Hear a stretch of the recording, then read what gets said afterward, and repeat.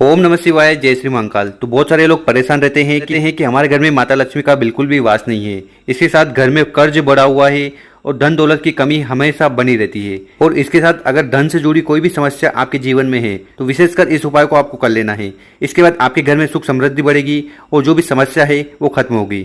और बहुत सारे लोगों की चाहत रहती है कि वो भी अमीर बने, तो अमीर बनने के लिए भी इस उपाय को आप कर लीजिएगा। तो पूज्य गुरु जी की कथा को सुनकर ही ये उपाय बहुत अच्छे से समझाएंगे। उसके पहले इस वीडियो को लाइक कर दें और चैनल पर नए हो तो सब्सक्राइब जरूर करिएगा। तो जानते हैं पहला उपाय। देखिए, अगर आपकी ऐसी कोई कामना है, इच्छा है जो बहुत दिनों से पूर्ण नहीं हो रही है, ठीक है, तो विशेषकर इस उपाय को आपको कर लेना है। तो इस उपाय में जो सबसे पहले हमें सामग्री चाहिए वो है जल का लोटा।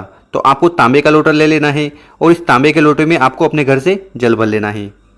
इसके बाद जो अगली सामग्री है वो है बेलपत्रों। तो आपको इस प्रकार से एक बेलपत्र ले लेनी है और जो बेलपत्र आप लो वो बिल्कुल भी कहीं से खंडित नहीं होनी चाहिए। और अगर आपको बेलपत्र नहीं मिले तो शिव मंदिर जाइएगा, शिवलिंग पर चढ़ी हुई बेलपत्र उठाइएगा, शुद्ध जल से धोइएगा और फिर अपने उपाय में उपयोग कर लीजिएगा।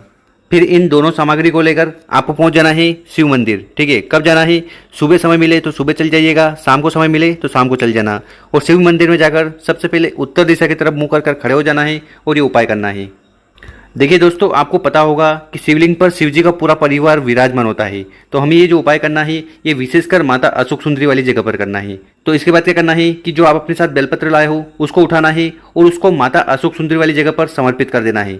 पर यहाँ पर आपको एक चीज़ का ध्यान रखना है कि जो बेलपत्र आप लाओ उसकी जो डंडी होगी, ठीक है, ये जो पीछे वाली डंडी है ये लंबी होनी चाहिए, ताकि यहाँ पर आप जब भी समर्पित करो तो यहाँ जलाधारी पर इस प्रकार से वो लटकती हुई होनी चाहिए। ठीक है, तो यहाँ पर आपको उस डंडी को जलाधारी पर लटकाना है। तो ऐसी लंबी डंडी वाली बेलपत्र आप लीजिएगा। ठीक है, तो बेलपत्र की बड़ी पत्ती होगी शिवलिंग की तरफ और इसकी जो डंडी होगी वो जलाधारी की तरफ। तो इस प्रकार से आपको ये एक बेलपत्र माता अशोक सुंदरी वाली जगह पर समर्पित कर देना है। और इसके बाद आपके पास जो जल का लोटा है जिसमें आप अपने घर से जल भर के लाए थे उसको उठाना है और उसको भी आपको माता अशोक सुंदरी वाली जगह पर समर्पित कर देना है। देखिए, इस उपाय में आपको जल को शिवलिंग के ऊपर समर्पित नहीं करना है, तो उसको आपको माता अशोक सुंदरी वाली जगह पर समर्पित करना है। तो बस इस तरह से आपको ये जल समर्पित कर देना है। उसके बाद आपके मन में जो भी कामना है, जो भी इच्छा है या जो भी समस्या आपके जीवन में आ रही है, ठीक है, अब वो समस्या नौकरी को लेकर हो सकती है या आपके व्यापार को लेकर हो सकती है। तो कौन सी भी समस्या है उसके लिए यहाँ पर आपको बैठकर माता अशोक सुंदरी जी से कामना करना है कि हे माता, हमारे जो भी दुख परेशानी समस्या जीवन में आ रही है उन्हें जल्द से जल्द खत्म करें।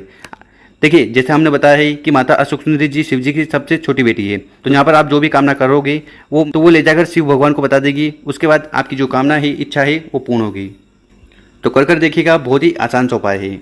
अब इस उपाय को कब करना है? तो इस उपाय को आप किसी भी दिन कर सकते हो। ठीक है, अब जान लेते हैं गुरु जी द्वारा बताया गया दूसरा उपाय। देखिए, ये जो उपाय है ये आपको धन प्राप्ति के लिए करना है या लक्ष्मी प्राप्ति के लिए करना है। अगर आपके घर में माता लक्ष्मी का बिल्कुल भी वास नहीं है, पैसों की तंगी आपके जीवन में है, आर्थिक समस्या बनी रहती है, तो ऐसी कौन सी भी समस्या धन से जुड़ी है तो विशेषकर इस उपाय को आपको कर लेना है।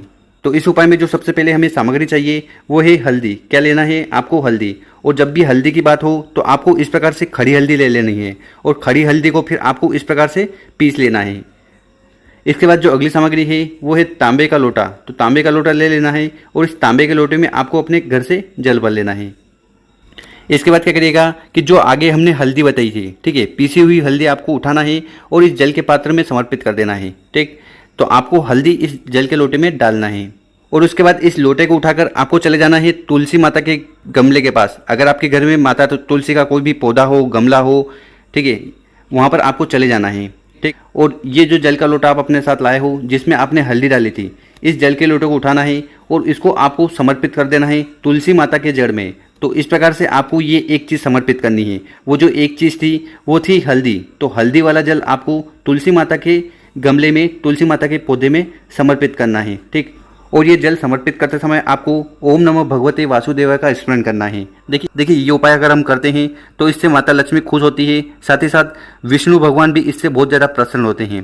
ठीक, और उसके बाद यहाँ पर आपको खड़े हो जाना है और माता तुलसी जी से कामना करना है कि हे माता, हमारे जीवन में जो भी कर्ज से जुड़ी समस्या आ रही है, धन से जुड़ी समस्या आ रही है, उन्हें जल्द से जल्द खत्म करें। इसके बाद आपके जीवन में जो कर्ज की समस्या है वो खत्म होगी, जो धन की समस्या है वो खत्म होगी। अब इस उपाय को कब करना है? तो विशेषकर इस उपाय को आपको गुरुवार वाले दिन करना चाहिए। ठीक है, गुरुवार वाले दिन या शुक्रवार वाले दिन। ठीक है, तो ये दोनों दिन बहुत ही लाभकारी होते हैं। इस दिन अगर आप ये उपाय कर लेते हैं तो इससे आपके घर में कभी धन की कमी नहीं होती और जो कर्ज है वो खत्म होगा।